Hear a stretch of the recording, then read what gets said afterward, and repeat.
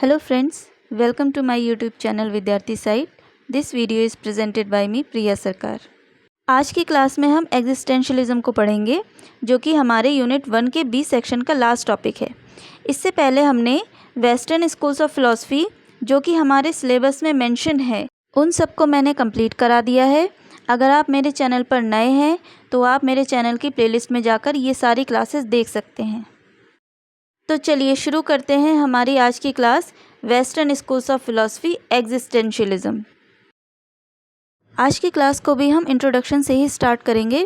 उसके बाद पढ़ेंगे हम what is existentialism and then उसके बाद who is the father of existentialism और उसके बाद प्रिंसिपल्स एंड देन लास्ट में पढ़ेंगे हम educational implications of existentialism. Okay then we will start now. Existentialism blew up in mid-19th century, but it became exploded in 20th century. Existentialism की ideology mid-19th century में emerge हो चुकी थी, लेकिन ये बूम करती है 20th century में आके, क्योंकि जब न्यू फिलॉसफी स्प्रिंग अप होती है तो लोग उसे जल्दी से एक्सेप्ट नहीं करते हैं, उसे उतना फेम नहीं मिलता है। और ऐसा इसीलिए होता है क्योंकि जो ट्रेडिशनल फिलॉसफी या आइडियोलॉजी चली आ रही हैं उसकी रूट्स बहुत ज़्यादा स्ट्रांग हो चुकी होती हैं, जिसे कि हिला पाना थोड़ा मुश्किल हो जाता है। This philosophy shook the roots of all philosophies. Existentialism की आइडियोलॉजी इतनी यूनिक और इतनी स्ट्रांग थी कि इसने ट्रेडिशनल सारी फिलॉसफीज़ की जड़ें हिला दी थी। It is a modern ideology that reject all concept of traditional philosophies.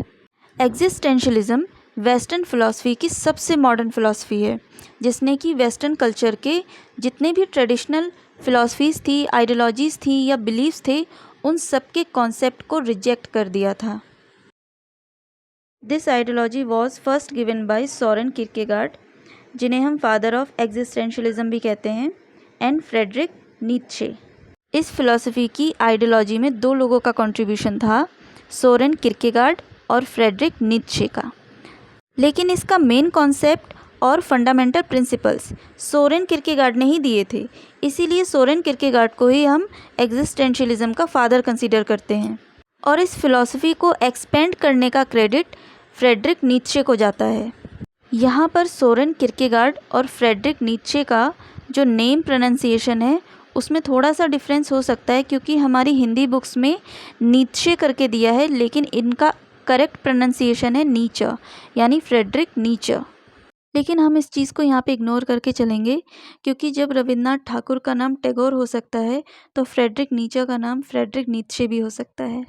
इसके बाद हम इसका नेक्स्ट पॉइंट पढ़ेंगे। The term existentialism was first coined bye Gabriel Marcel. यानी सोरेन किरकेगार्ड और फ्रेडरिक नीत्शे ने जब अपनी आइडियोलॉजी दी तब इस आइडियोलॉजी को नियो सोक्रेटिनिज्म के नाम से जाना जाता था। लेकिन बाद में जब गैब्रियल मार्सेल आए उसके बाद इन्होंने इस नेम को रिप्लेस करके एग्जिस्टेंशियलिज्म नेम को प्रेफर किया। Existentialism made popular more by Jean Paul Sartre. इसका मतलब है एग्जिस्टेंशियलिज्म फिलॉसफी की पॉपुलैरिटी में सबसे बड़ा कंट्रीब्यूशन जीन पॉल सार्त्र का है, क्योंकि जीन पॉल सार्त्र एक लिटरेरी फिलोसोफर थे और लिटरेचर के थ्रू इन्होंने इस आइडियोलॉजी को ज़्यादा फेमस किया। तो ये हैं सोरेन किरकेगार्ड और फ्रेडरिक नीत्शे। इन दोनों ने मिलकर 19th सेंचुरी में एग्जिस्टेंशियलिज्म की मेन आइडियोलॉजी के कॉन्सेप्ट को दिया, जिसमें सोरेन किरकेगार्ड को फादर ऑफ एग्जिस्टेंशियलिज्म कंसीडर किया जाता है और फ्रेडरिक नीत्शे का जो कंट्रीब्यूशन है वो एग्जिस्टेंशियलिज्म की फ़िलॉसफी को ज़्यादा एक्सपेंड करने में है। और इसके बाद हैं गैब्रियल मार्सेल और Jean Paul Sartre. Gabriel Marcel ने एग्जिस्टेंशियलिज्म टर्म को कॉइन किया था और जीन पॉल सार्त्र ने एग्जिस्टेंशियलिज्म फिलॉसफी को ज़्यादा पॉपुलर किया था। अब पढ़ेंगे हम एग्जिस्टेंशियलिज्म। मैं आपको सबसे पहले एग्जिस्टेंशियलिज्म का एब्स्ट्रैक्ट समझा देती हूँ, जिससे कि बाद में जो भी हम पॉइंट्स पढ़ेंगे वो सारे पॉइंट्स आपको एक एक करके क्लियर होते रहेंगे। एग्जिस्टेंशियलिज्म की कोर बिलीव्स ये है कि ह्यूमन बींग्स किसी पे डिपेंड नहीं है, ना गॉड पर, ना साइंस पर और ना ही किसी अदर अथॉरिटी पर। ह्यूमन बींग्स का खुद का इंटेलेक्चुअल है, खुद की कॉन्शियसनेस है, खुद की एबिलिटी है, जिससे कि वो अपनी लाइफ का पर्पस क्रिएट कर सकता है और डिसाइड भी कर सकता है। लेकिन ऐसा भी नहीं है कि एग्जिस्टेंशियलिज्म में गॉड, रिलीजन या फिर स्पिरिचुअलिटी को रिजेक्ट कर दिया गया है। इनका ये मानना है कि ह्यूमन बीइंग की अपनी एक इंडिविजुअलिटी है, वो किसी के हाथ की कठपुतली नहीं है। वो अपनी लाइफ के सारे डिसीजंस खुद ले सकता है और अपनी लाइफ का पर्पस भी खुद डिसाइड कर सकता है। ओवरऑल एग्जिस्टेंशलिज्म की फ़िलॉसफी ये कहती है कि हमारी डेस्टिनी पहले से डिसाइडेड नहीं है। हम अपनी डेस्टिनी को क्रिएट करते हैं। हम अपनी लाइफ का पर्पस खुद डिसाइड करते हैं और इसी चीज़ से ही हमारे एग्जिस्टेंस का पता चलता है कि हम अपनी लाइफ को कैसी डायरेक्शन दे रहे हैं। तो ये था एग्जिस्टेंशलिज्म का एब्स्ट्रैक्ट यानी सम अप। अब हम इसके बाद एक एक पॉइंट्स को पढ़ेंगे और सारे पॉइंट्स क्लियर करते हुए चलेंगे। Existentialism believe that humans are born in without any purpose of life, but they have ability to create or understand the purpose of life. इसका मतलब है कि किसी भी व्यक्ति का जन्म उसके उद्देश्य के साथ नहीं होता है। जब वो जन्म ले लेता है बाद में जाके उसका उद्देश्य जो है निर्धारित होता है। Each person who have self-consciousness that are responsible for creating own purpose or meaning in their own life. इसका मतलब है कि अगर आप इंटेलेक्चुअल इंडिविजुअल हैं और आपके अंदर सेल्फ कॉन्शियसनेस है तो आप अपनी लाइफ को मीनिंगफुल बना सकते हो। आप अपनी लाइफ के पर्पस को डिसाइड कर सकते हो।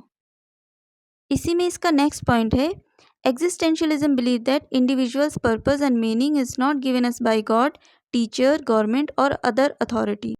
एग्जिस्टेंशियलिज्म में ये माना गया है कि किसी भी इंडिविजुअल की लाइफ का पर्पस ना तो गॉड डिसाइड करता है, ना टीचर डिसाइड करते हैं और ना ही किसी कंट्री की गवर्नमेंट डिसाइड करती है और ना ही कोई अदर अथॉरिटी डिसाइड करके देती है। किसी भी इंडिविजुअल की लाइफ का पर्पस वो खुद डिसाइड करता है, तभी तो उसका एग्जिस्टेंस माना जाएगा। इसका नेक्स्ट पॉइंट है, एग्जिस्टेंस प्रीसीड्स एसेंस। ये जीन पॉल सार्त्र का एक कोटेशन है। इसे आप एग्जिस्टेंशियलिज्म का स्लोगन भी कह सकते हैं। इसका मतलब है कि किसी भी पर्सन की पहले उसकी इंडिविजुअलिटी आएगी और बाद में उसकी लाइफ का पर्पस आएगा। इसका नेक्स्ट है, existentialism opposed rationalism and positivism. Existentialism ने रैशनलिज्म और पॉजिटिविज्म दोनों को अपोज किया है, क्योंकि एग्जिस्टेंशियलिज्म का जो मेन कंसर्न है वो एस्थेटिक को लेकर है, यानी कि संवेदनाओं को लेकर, जबकि रैशनलिज्म का एस्थेटिक के साथ दूर दूर तक कोई रिलेशन नहीं है। इसको एक एग्जाम्पल से समझते हैं। जैसे रैशनलिज्म का ये मानना है कि अगर जीवन है तो मृत्यु भी है, आपको इसे स्वीकार करना होगा। लेकिन यहाँ पर एग्जिस्टेंशियलिज्म ये मानता है कि मृत्यु को सीधे सीधे स्वीकारा नहीं जा सकता। आप संवेदना रहित नहीं स्वीकार सकते उसको। आपको मृत्यु को लेकर थोड़ी चिंता या थोड़ी एंजाइटी तो होगी ही होगी। एग्जिस्टेंशियलिज्म यहाँ पे पॉजिटिविज्म को भी अपोज करता है। पॉजिटिविज्म का मतलब है मॉडर्न साइंस, और पॉजिटिविज्म का कहना है कि ह्यूमंस जो हैं वो साइंस पर डिपेंड है, यानी कि मशीनों पर डिपेंड हैं। जबकि एग्जिस्टेंशियलिज्म इस बात को रिजेक्ट करता है। वो ये कहता है कि पॉजिटिविज्म से पहले भी ह्यूमंस एग्जिस्ट करते थे, यानी विदाउट एनी मशीन्स भी ह्यूमंस एग्जिस्ट करते थे, और मशीन्स जब नहीं रहेंगी तब भी ह्यूमंस का एग्जिस्टेंस रहेगा। Existentialism focused on subjectivity of a human being. यहाँ पर सब्जेक्टिविटी का मतलब है लाइव्ड एक्सपीरियंस से। इसका मतलब है कि जैसे जैसे पर्सन अपनी लाइफ में एक्सपीरियंस करता जाएगा वैसे वैसे वो अपनी लाइफ को डायरेक्शन देता जाएगा। Existentialism is a humanism. ये जीन पॉल सार्त्र का एक कोटेशन है, और इसका मतलब है कि जिस तरीके से ह्यूमनिज्म में किसी भी इंडिविजुअल को उसकी चॉइस, उसका फ्रीडम, उसकी इंडिपेंडेंसी को वैल्यू दी गई है, ठीक उसी तरीके से एग्जिस्टेंशियलिज्म में भी किसी भी पर्सन की इंडिविजुअलिटी, उसका फ्रीडम, उसकी चॉइस, इन सब को वैल्यू दी गई है। There is no other universe except the human universe. Existentialism में ह्यूमन यूनिवर्स को ज़्यादा इंपॉर्टेंट माना गया है in comparison to external universe से। Humans are not puppet, they have their own existence. इस पॉइंट को मैं पहले ही क्लियर कर चुकी हूँ कि ह्यूमन बीइंग किसी की हाथ की कठपुतली नहीं है, उसका अपना सेल्फ कॉन्शियसनेस है जिसकी वजह से उसका एग्जिस्टेंस है। It emphasize individuals freedom, choice, responsibility and self determined value. ये मोस्ट इम्पॉर्टेंट पॉइंट है। इसमें एग्जिस्टेंशियलिज्म किसी भी इंडिविजुअल के फ्रीडम, पर्सनल चॉइस, रिस्पॉन्सिबिलिटी और सेल्फ डिटरमाइंड वैल्यूज़ की बात करता है। यहाँ पर फ्रीडम से मतलब है कि किसी भी इंडिविजुअल को अपनी लाइफ में ज़्यादा से ज़्यादा एक्सप्लोर करने देना चाहिए। पर्सनल चॉइस का मतलब है कि उसकी अपनी खुद की चॉइस होनी चाहिए कि वो क्या चीज़ फॉलो करे और क्या चीज़ फॉलो ना करे। इसके बाद है रिस्पॉन्सिबिलिटी। इसका मतलब है कि कोई भी पर्सन अपनी लाइफ में जो भी डिसीज़न लेगा उसकी रिस्पॉन्सिबिलिटी वो खुद उठाएगा। और लास्ट है सेल्फ डिटरमाइंड वैल्यूज़। कोई भी पर्सन अपनी लाइफ में जैसे जैसे एक्सपीरियंस करता रहेगा वो अपने वैल्यूज़ को वैसे ही डिटरमाइन करता रहेगा। इसके बाद अब हम पढ़ेंगे बेसिक प्रिंसिपल्स ऑफ एग्जिस्टेंशियलिज्म, जिसमें पहला है ऑथेंटिसिटी। इसका मतलब है कोई भी पर्सन अपनी लाइफ के पर्पस खुद डिसाइड करेगा, अपनी लाइफ को खुद ही डायरेक्शन देगा और उसी के अकॉर्डिंग अपनी पूरी लाइफ को जिएगा, और जो भी उसकी लाइफ के अनसर्टेन कॉन्सिक्वेंसेस होंगे उनको वो फेस करेगा, उनकी रिस्पॉन्सिबिलिटी भी खुद लेगा। इसका सेकंड प्रिंसिपल है फ्रीडम। किसी भी पर्सन को अपनी लाइफ में एक्सप्लोर करने की फ्रीडम देनी चाहिए, जिससे उसको न्यू एक्सपीरियंसेस होंगे और वो अपनी वैल्यूज़ को डिटरमाइन कर पाएगा। इसका थर्ड प्रिंसिपल है रिस्पॉन्सिबिलिटी। कोई भी पर्सन अपनी लाइफ में जो भी डिसीज़न लेता है और उसके जो भी कॉन्सिक्वेंसेस आते हैं उनकी रिस्पॉन्सिबिलिटी वो खुद लेगा। इसका फोर्थ प्रिंसिपल है no ultimate values are exist, यानी कि एग्जिस्टेंशियलिज्म में किसी भी अल्टीमेट वैल्यूज़ को, पर्पस को और रियलिटी को नहीं माना गया है। यहाँ पर अल्टीमेट वैल्यूज़, अल्टीमेट पर्पस और अल्टीमेट रियलिटी का मतलब है कि जो पहले से डिटरमाइंड है, यानी पहले से बने बनाए जो उद्देश्य होते हैं, इन पर एग्जिस्टेंशियलिज्म विश्वास नहीं करता है। आप जब इस दुनिया में आते हो तो आप खुद एक्सपीरियंस के थ्रू अपने पर्पस को डिटरमाइन करते हो, अपनी वैल्यूज़ को डिराइव करते हो। और इसका लास्ट प्रिंसिपल है सेल्फ डिस्कवरी, यानी आप अपने आप को जानो, आप अपनी इनर सब्जेक्टिविटी को पहचानो, क्योंकि आप ही हो जो अपनी लाइफ को मीनिंगफुल बना सकते हो, पर्पसफुल बना सकते हो। अब हम पढ़ेंगे एग्जिस्टेंशियलिज्म एंड एजुकेशन, जिसका फर्स्ट पॉइंट है एम ऑफ एजुकेशन। इसका फर्स्ट पॉइंट है to create awareness about inner self, individuality and uniqueness. बच्चों के अंदर अवेयरनेस क्रिएट करना, किस चीज़ को लेके, उनकी क्या रिक्वायरमेंट्स हैं, उनकी क्या नीड्स हैं, उनके अंदर कितनी स्ट्रेंथ है, क्या स्ट्रेंथ है, उनके अंदर क्या क्या कैपेबिलिटीज़ हैं, इन सब को लेके बच्चों में अवेयरनेस क्रिएट करना। इसी का नेक्स्ट है to give knowledge about self existence. बच्चों को सेल्फ एग्जिस्टेंस के बारे में नॉलेज देना, यानी सेल्फ एग्जिस्टेंस क्या है, इसकी क्या वैल्यू है और इसके थ्रू आप क्या क्या कर सकते हो, इन सब के बारे में नॉलेज देना। To make a responsible person, बच्चों को एक रिस्पॉन्सिबल पर्सन बनाना, यानी वो अपनी लाइफ के डिसीज़न खुद ले सकें और उस डिसीज़न के जो भी कॉन्सिक्वेंसेस होंगे उनकी रिस्पॉन्सिबिलिटी भी वो ले सके। To give freedom to explore the life, बच्चों को अपनी लाइफ को एक्सप्लोर करने के लिए फ्रीडम देना। To develop capabilities to taking decisions, यानी बच्चों के अंदर डिसीजन मेकिंग की कैपेबिलिटी को डेवलप करना। टू डेवलप ऑथेंटिक पर्सनैलिटी, बच्चों में ऑथेंटिक पर्सनैलिटी डेवलप करना।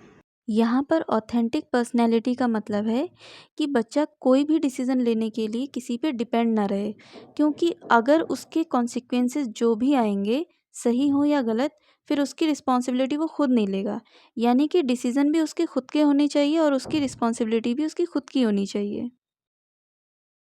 इसके बाद है करिकुलम। एग्जिस्टेंशियलिज्म में जो जो सब्जेक्ट सजेस्ट किए हैं वो सब मैंने यहाँ मेंशन कर दिए हैं, लेकिन जो ज़्यादा इम्पॉर्टेंट हैं उनको मैंने हाईलाइट कर दिया है, जैसे philosophy, language and literature, science, math, humanities, moral values, vocational education and fine arts. इसके बाद है टीचिंग मेथड्स। इसमें पहला है इंडक्टिव मेथड। इसमें हम जर्नल रूल को डिराइव करते हैं by the observation of specific example. Next है एक्सपीरियंशियल मेथड।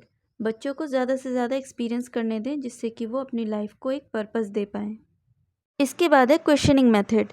बच्चों को क्वेश्चनिंग मेथड के थ्रू पढ़ाना चाहिए, क्योंकि जब बच्चों से क्वेश्चन पूछे जाते हैं तो वो अपनी तरफ से आंसर देते हैं, जिससे उनकी अपनी सब्जेक्टिविटी सामने आती है। और इसका लास्ट और इम्पॉर्टेंट पॉइंट है reject the group method. Existentialism में ग्रुप मेथड को रिजेक्ट किया गया है, क्योंकि बच्चा जब ग्रुप में एक्टिविटी करता है तो उसकी इंडिविजुअलिटी सामने निकल कर नहीं आती है। इसके बाद हमारी लास्ट स्लाइड है role of teacher, student and discipline, यानी एग्जिस्टेंशियलिज्म के अकॉर्डिंग टीचर को कैसा होना चाहिए, स्टूडेंट को कैसा होना चाहिए और स्टूडेंट के लिए कैसा डिसिप्लिन बताया गया है, ये सब के बारे में हम पढ़ेंगे। अब एग्जिस्टेंशियलिज्म के according teacher should be act like a facilitator not a technician, यानी टीचर को एक फैसिलिटेटर के रूप में काम करना चाहिए, ना कि एक टेक्नीशियन के रूप में। यहाँ पर टेक्नीशियन का मतलब है कि जिस तरीके से कोई टेक्नीशियन अपने अकॉर्डिंग किसी चीज़ को मोल्ड करता है, किसी चीज़ को बनाने की कोशिश करता है, वैसा नहीं होना चाहिए टीचर को।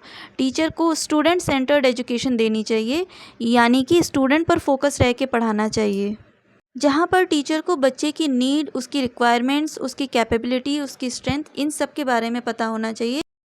और स्टूडेंट के लिए कहा है should discover inner self and become a responsible person, यानी कि वो अपनी इनर सेल्फ को जाने और एक रिस्पॉन्सिबल पर्सन बने। और इसका लास्ट है डिसिप्लिन। एग्जिस्टेंशियलिज्म एक ऐसी फ़िलॉसफी है जहाँ पर किसी भी तरीके का डिसिप्लिन मेंटेन करने को नहीं कहा गया है। यहाँ पर बच्चों को फुली फ्रीडम देने की बात की गई है। आज की क्लास में हमने एग्जिस्टेंशियलिज्म फ़िलॉसफी को कंप्लीट कर लिया है।